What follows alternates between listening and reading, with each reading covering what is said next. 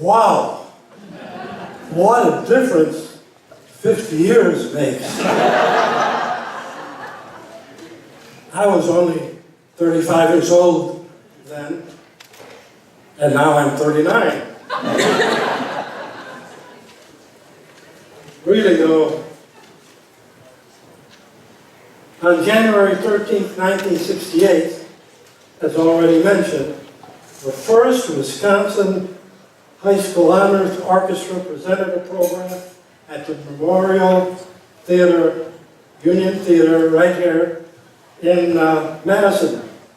Those of us old folks will never forget that memorable first honors orchestra under the direction of guest conductor George Wilson of Interlaken. He was the guru of all music education at that time. We were really struggling to put this first show on the road, so to speak. And so we decided several years before this, Doc Sufferson appeared with my high school orchestra, and so we got on the phone and got Doc to come down and perform with the group. And not only that, but we had to get a full complement of strings to make it an effective orchestra. And so we brought a batch of kids from my high school orchestra. You probably know that in the early 60s, music and music education in Wisconsin received criticism from various sources, including a vicious New York Times article that dubbed us the Dust Bowl of music and music education. About the same time, Wisconsin music educators were contemplating the idea that the musically talented students of the state should have a viable outlet provided them at the state level. While all this was taking place, on June 6, 1966, Ralph Houghton, then Director of Music for the Kenosha Public Schools, presented a report that was proposed and approved by the Clinic Coordinating Committee of WSNA. This was actually preceded by two other important factual and lengthy meetings in Milwaukee and Madison in late 1965 and early 1966. The Wisconsin Music Educators Conference Honors Group's proposal was finally on its way.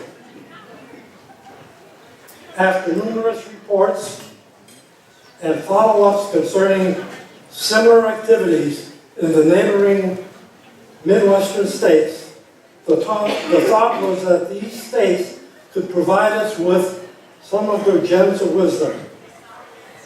In general, it was an appropriate time for Wisconsin public and parochial schools to get going.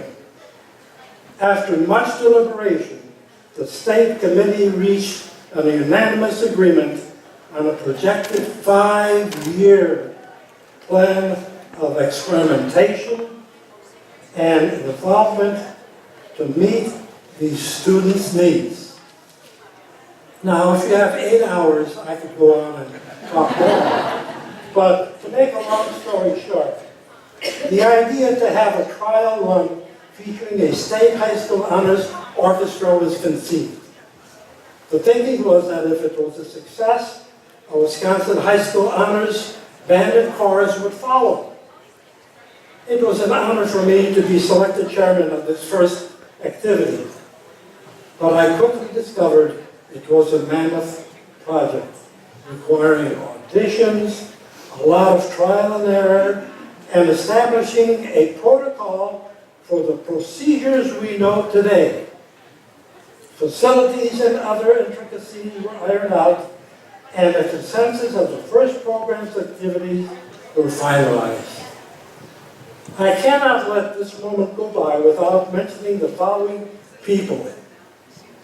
Kenosha Director of Music, Ralph Houghton, WSMA Executive Secretary, Richard Garner, State Music Superintendent of Public Instruction, G. Lloyd Schultz, UW Extension Music Department Chair, Emmett Serick, and WSMA's Jack Tingle were just some of the heroes of the day. Without them, we would not have made the progress we did.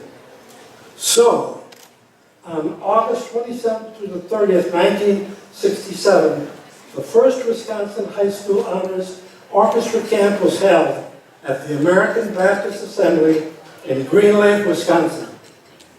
Myself and the entire instructional staff and chaperones quickly developed an appreciation for the activity and for the students involved. Their enthusiasm, capacity for work, proficiency on their instruments, and eagerness to learn was remarkable and infectious.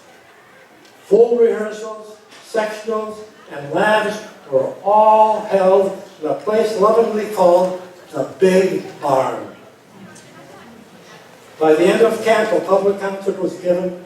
Everyone was inspired and looked forward to culminate the activity with a performance in Madison in January 1968.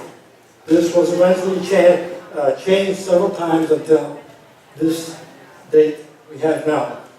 Needless to say, the concert turned out to be a rousing success. It was the impetus to immediately add band and choral experiences the following year. Thus, the 1968 honors experiment, with its well-planned beginnings and the successes, became the great project we know today. The rest is history.